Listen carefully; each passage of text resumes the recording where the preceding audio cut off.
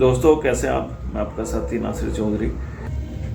आज 14 जुलाई है, 14 जुलाई 2025 और आज के अखबार में एक प्रमुख खबर है। बिहार में बांग्लादेश, म्यांमार और नेपाल के घुसपैठियों भी वोटर और हटाए जाएंगे सबके नाम। आप ध्यान से देखिए,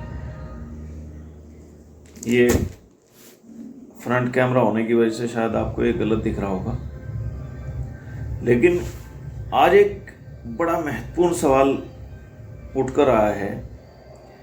एक क्वेश्चन मार्क बना है।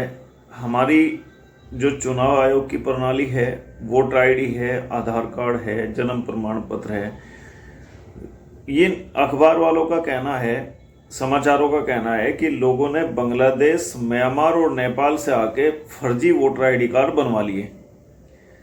अब बनवा कैसे लिए?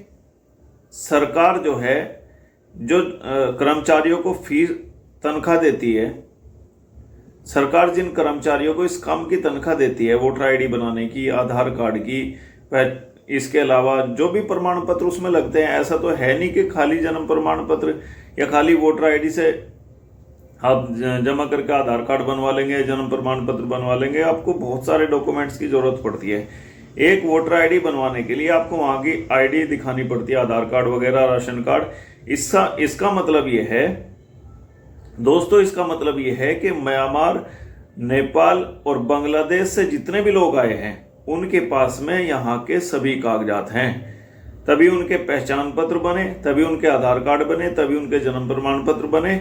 इसका मतलब ये है कि इतनी बड़ी लापरवाही है कि आप पूछिए मत। हर अधिकारी इसमें जो है जांच के घेरे में होना चाहिए। सिर्फ विदेशी लोग नहीं, उन पे तो जो कार्रवाई होनी चाहिए वो होनी ही चाहिए। मैं इस बात के पक्ष में नहीं हूं कि उन पे कार्रवाई ना हो, उनको तो देश से बाहर किया जाना चाहिए। लेकिन जो लोग लापरवाही करते हैं, जांच नहीं करते, मात्र उनकी जेब में 500 रुपये या कुछ रिश्वत डल जाए, उसके बाद जांच पड़ताल सब खत्म हो जाती है। हमारे देश में सबसे ज्यादा जो नुकसान कर रहा है, सरकारी अधिकारी कर्मचारी फिलहाल देश को नुकसान दे रहे हैं। और अगर मेरी ये वीडियो कहीं दूर तक पहुंच जाए आपके माध्यम से, आप शेयर कर देना। यही एक माध्यम है सरकार तक बात पहुंचाने का। योगी जी, मोदी जी और जितने भी फिलहाल सरकार के आला सरकार में लोग हैं, मैं उनसे रिक्वेस्ट करना चाहता हूं कि सरकारी अमला फिलहाल इतना खराब हो चुका है आपके राज में कि थोड़ी सी रिश्वत चाहिए, उसके बाद सब कानून, सब नियम पीछे धकेल दिए जाते हैं। कोई सुनने वाला नहीं है। अब ये जो कह रहे हैं कि फर्जी वोटर आईडी, आधार कार्ड, उनकी आईडी, दूसरे देश के लोग हमारे देश में आके आईडी बनवा ले रहे हैं और अधिकारी कर्मचारियों को इसकी सुध भी नहीं है। अब चुनाव के दौरान इसका पुनरीक्षण होगा, ये भी संभव नहीं है इतनी जल्दी।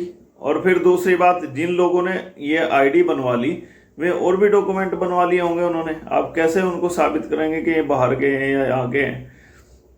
ये बहुत घोर लापरवाही है और बिहार चुनाव को पीछे धकेलने की एक मुख्य जो है साजिश है।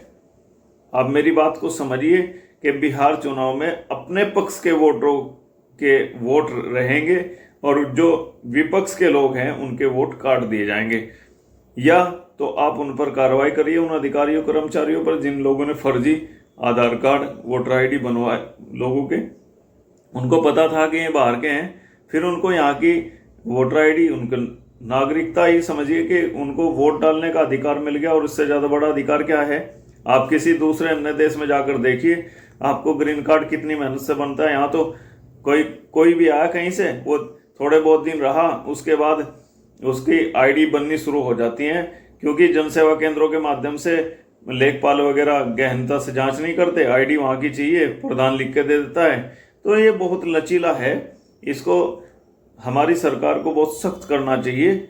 और यहाँ के प्रधान भी वोट के लालच में या किसी सामाजिक परिस्थिति के कारण लिख कर दे देते हैं कि फला फला आदमी यहीं का रहने वाला है।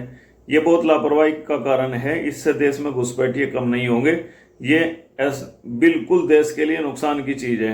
ये तो चलो रह रहे, कानूनी कार्रवाई की तैयारी भी इन पर हो रही है, लेकिन अगर कोई आतंकवादी गतिविधि का व्यक्ति देश में आ जाए और वो किसी तरह का नुकसान हमारे देश को पहुंचाए, तो उसका जिम्मेदार कौन होगा? ये अधिकारी कर्मचारी होंगे जो 500 रुपये 1000 रुपये रिश्वत के जेब में गिर कर कानून को ही बदल देते हैं।